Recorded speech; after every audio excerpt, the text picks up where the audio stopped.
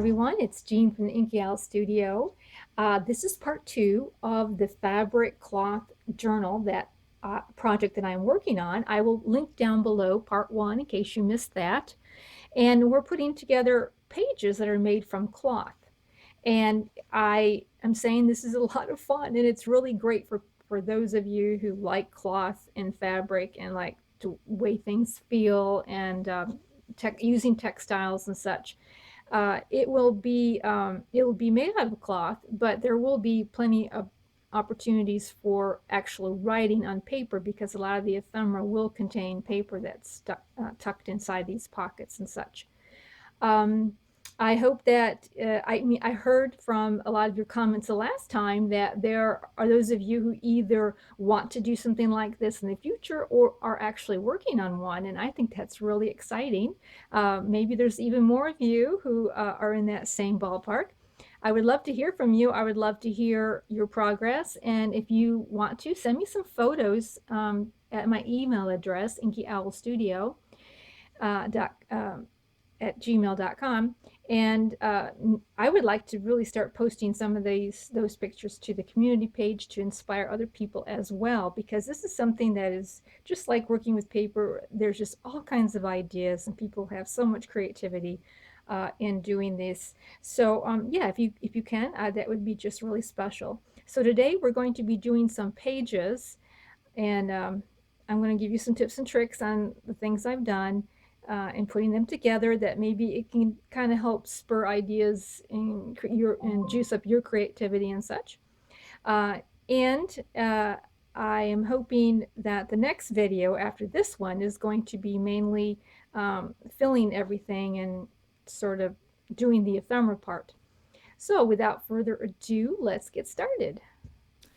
I have a piece of upholstery material, and because it's a medium weight, medium to heavy, I can put a real thin layer on the other side. And so I've chosen this see-through lace from an old vintage valance.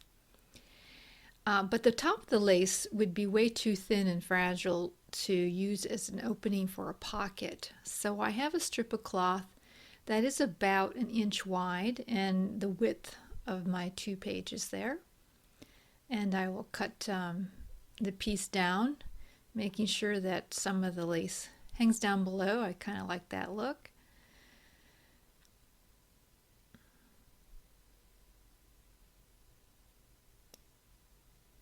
And I will be laying this strip down across the top, about halfway, putting the lace about halfway up on that strip there, sew it, and then turn it over and sew it again. So here I've sewn it the first time, and there's about an inch there between the top of the lace and the edge of the fabric. I'm going to turn it over, sew it, and iron it. And now that's all ready to sew a pocket into the other side there, and it will hold up now for putting things in and out. And now of course I'll just sew the 3 edges and down the middle.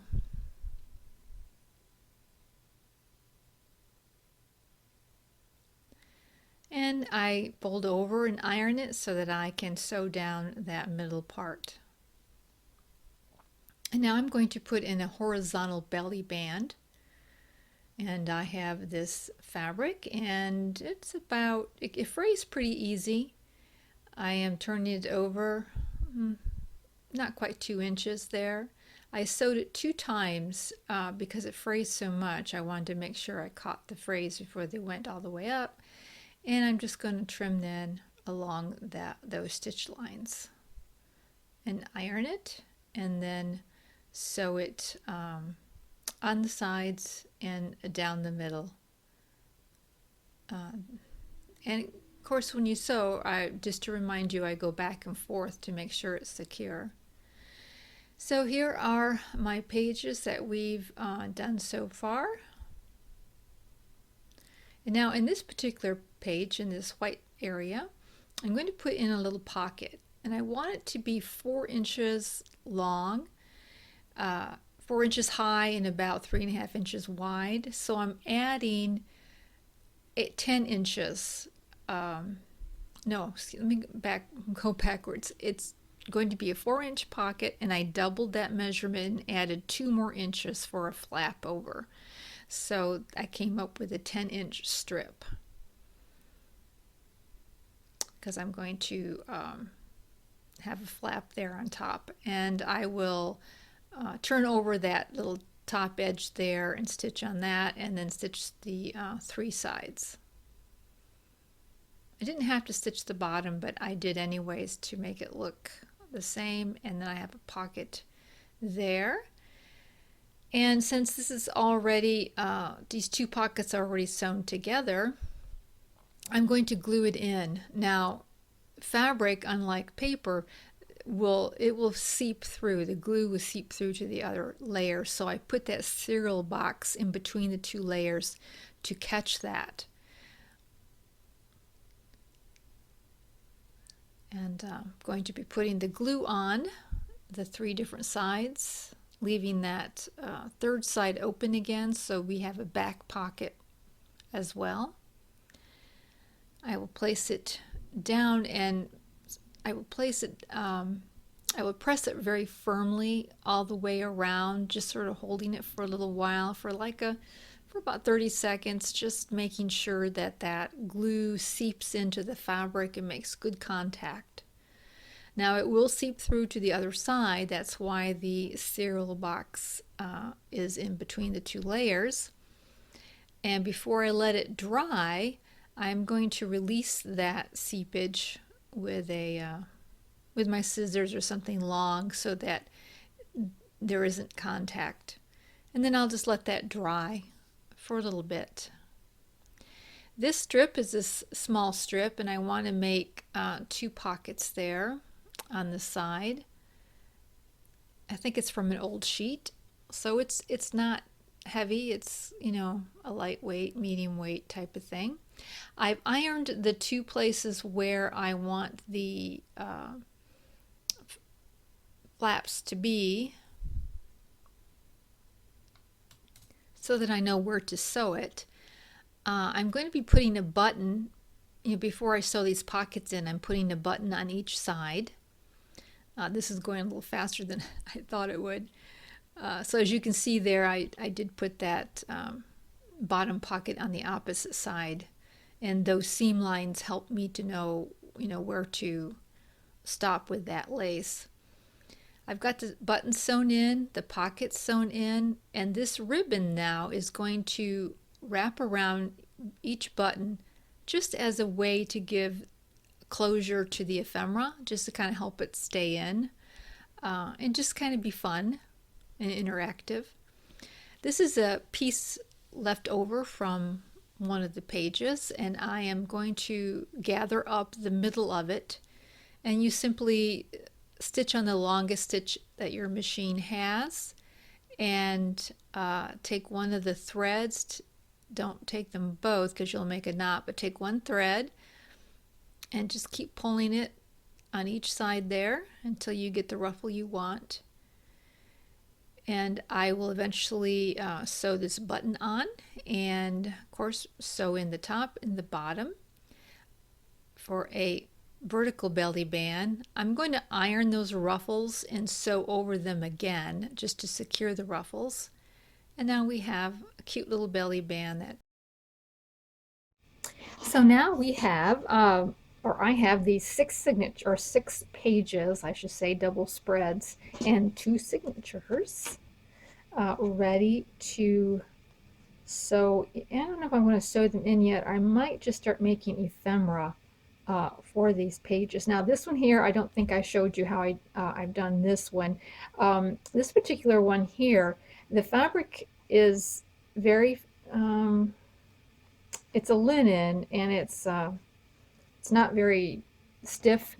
So I put this lace behind it, and I put the see-through lace because you can see the other side of the print with the birds, and I really loved showcasing the birds in this fabric. So that's I just made a simple pocket. I went ahead and, we did this before, and sewed around it. So it's just a simple one. I didn't think I really had to show you how I put this together.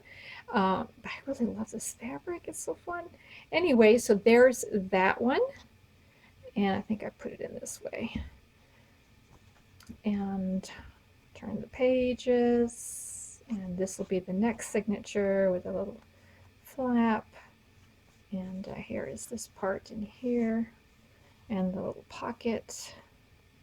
And the tuck spots here on each side. I thought this would be nice in the center because it has all the scenery there. And just getting back to the end of it all. All right. And so now we see that I have this stamped here. What I wanted to do was show you what I did to stamp on this particular cloth. Now, if you have a thin cotton, it's usually pretty straightforward and easy to stamp on. It's much like paper, maybe not exactly, but much like it. But this is a really heavy duck or twill, and when I first stamped on it, it wasn't bad. It's just that there was missing parts to it, as you can see up there. And so what I did was I got some craft foam, just that fun foam that you get, in the hobby stores, and I put it underneath so that when I put my stamp down, then it just seemed to press up and get all those little gappy places, because sometimes some stamps do have, like, even on paper will have some gaps in them. So that craft foam was a fun trick to kind of help really get that image on there. And it might even be helpful with a lot of other fabrics, or even with some paper sometimes, especially if you have one of those stamps that's kind of fussy and it doesn't like to have everything take on it. Anyhow, so that was just sort of a tip with using stamps. I think over here, I think what I'm going to do is I'm going to put in this bee stamp here, and then put a crown up on top of it. This is what's going kind of through my head right now, but I haven't really decided exactly what I'm going to do. So I didn't want to share that tip with you. And I think the next time we get together, I'm going to show you some pieces of ephemera that I'm going to be putting in here. It's going to be paper ephemera, also cloth ephemera, just some little fun stuff I plan to put inside here. And I have to now consider, how am I going to sew these signatures in. My first impression here is that it, okay, I have actually decided to use this fabric on the outside. But it's super, super thin, and crinkles and a lot.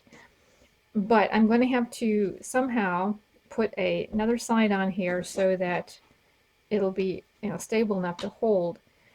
I'm thinking of putting in some batting, another piece of fabric, but I'm working on that still. So thank you so much for following along, and please subscribe and like this video to help me out on my channel. And we will be seeing you real soon. Have a crafty day. Bye.